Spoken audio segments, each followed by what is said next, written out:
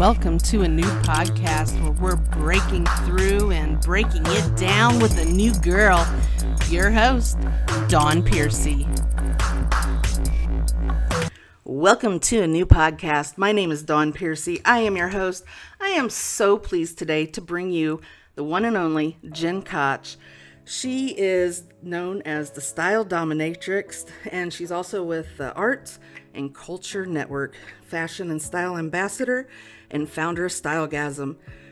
Jenn, tell us, you just got back from Miami. You had some work with TV. You've got all of this great stuff going on. You drove across the U.S., left everything you knew after you got back from South Africa. She followed in my steps. I'm telling you what, Route 66 is where you get your kicks and come into L.A. Jenn, how are you today? I'm awesome. So great to talk with you. Likewise. Tell us what you got going on. How was Miami, first off? Oh my gosh, I had the best time. Well, I went to Art Basel, which anyone doesn't know about Art Basel. Festival isn't really quite the right word, but it's a whole actually art week. It's more than just Art Basel. All these premier artists from around the world come, and galleries, and they show their collections, and a lot of art collectors come, and it really has become this like cultural event. It's almost like a better fashion week. Like there's events, there's know music, and there's fashion, and there's galleries, like so many events. And I just had a blast to be immersed in the arts. And that's amazing. It was amazing. That's one thing that I love about Los Angeles and California in generally, the whole West Coast. Most of the art and culture museums out here are literally free. You pay for parking and that's it. You go and enjoy your entire day. And who could want more? I mean, really, the architecture, the history, all of it. How did you get so involved in art? Where did your passion start? Oh yeah, well, I think, when you're an artist, like you always know, I liked art, in elementary school, and I ended up starting off in art school, actually. I even applied, I did it's kind of like a year of like art boot camp. I went to Virginia Commonwealth University, which is the top public art college in the country, actually. And they have some really outstanding programs. And I went into fashion design and realized I hate to sew. So I ended up minoring in painting and fashion merchandising, and getting a degree in business ultimately. But I actually don't enjoy painting anymore. Maybe for a time that I did, but I love more, like even when I was in art school, like I loved critique days. I loved looking at art. I loved, hearing the stories from the artists. I love critiquing art. I love, my favorite people to work with is called creative geniuses, which are artists in some capacity, creative people in some capacity. Right. Who are just more open to push their boundaries, be expressive. And that was so fun about Art Basel is like, I consider my art style. And so I like curating my looks, and like people just really loved it because I was walking art, and they're there. Well, I noticed one thing that really stood out aside from your name, and we'll get to that later, maybe some behind the scenes, you'll have to tune in. So I noticed that you go by Style is not just a brand name. It's not just a design. It's what you bring to yourself and how you express yourself in the clothes and the style and everything you're wearing. So it's more like a creative expression. Can you tell us a little bit more about that? Yeah, I would say style, it's always been, for me, it's another way of expressing yourself. So much of communication is nonverbal. They say like 90% of it. It's not just what you say, it's like the energy of how you show up. And I really believe, like the stories the clothes we wear tell stories. There's energy in our clothes, even just the intention of, how you bought it, how it was made, what it stands for, how it's all like put together. It's like because you can like go get like a cute dress, but like it's a whole nother level when it's like literally becomes this like art piece where everything has been like intentionally, like the jewelry, the hair, the way it's all put together, and like you just feel really cohesive and like integrated. Like it really is, like I really believe style is a reflection of the inward, and we really want the inward and the outward to be in like congruency, right?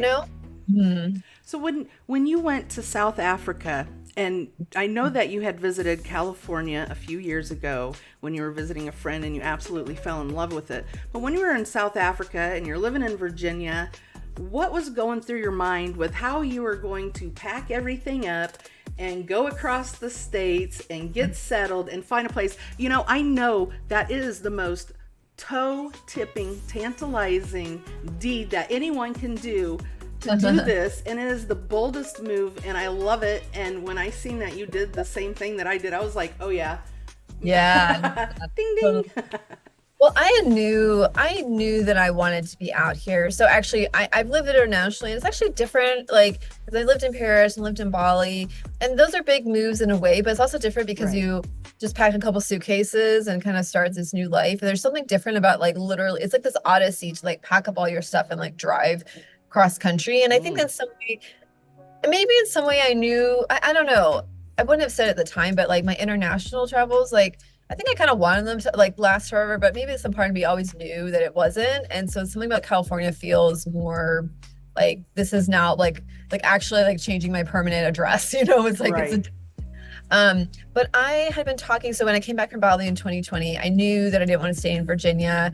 And actually I came out here, I mean, I've probably been out, I mean, I was between Orange County and LA last year. I was out here 7 times. And the year before that, I was probably there, you know, a number of times. Even in 2021, I had spent 3 months out here. So it was always like, I always knew that I've always been drawn to California. Since as soon as I get off the plane, I just feel like, I just like take a deep breath and I just feel more relaxed here. So, but some, you know, and I've been talking about it, and you know, actually I had someone really get to my head, like before I moved, that I needed to like save, you know, a lot of money. I needed to buy a new car. I needed like my business to be at a certain level. Like I needed everything to be like in the lineup, like my dream apartment, you know, that everything needed to be like in place, and that I couldn't do that until, and then as actually in South Africa, like my friends that I was part of a retreat, but they're like, you just need to go and you should just drive.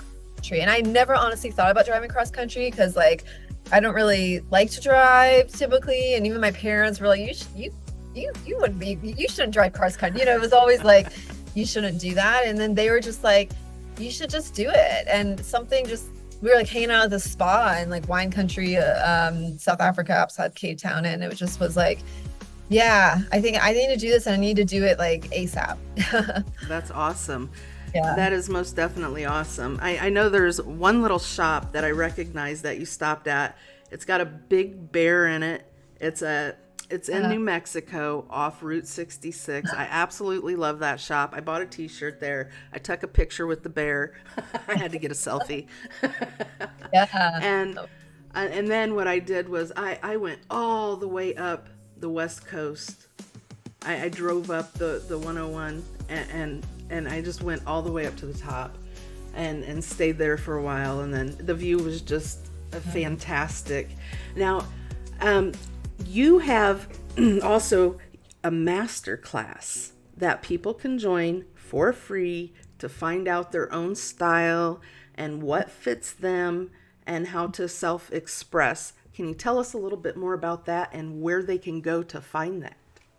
Yeah, so I put together a masterclass a couple months ago, and it's really like a culmination of my work. And people always want to know, well, how do you work, and how do I really find the style that's for me? And it's actually called How to Own Your Spotlight. And it's pretty short. It's like, I think it's like 16 or 18 minutes. It's on, actually, I need to get it integrated to my site. I need to just sit down and do it. But right now it's on styledominatrix.com. But anyways, but at some point it will be connected with my site, which is have a style. And I'll link it in your bio page too with the interview. So that way when people come and they see it, they can just click on it and go right there. Awesome. Yeah, so it shares there's like behind the scenes of like with my clients and just the whole process, because it's a lot deeper process than what people think. People always just think like, oh, you just shop for people. It's like, no, it really is a deep branding. It's a deep like reflection of who you are. It's like clearing out energetically like who you're not. Like even I do like funeral, like a funeral, like what you were saying, letting go of the old and beginning with the new.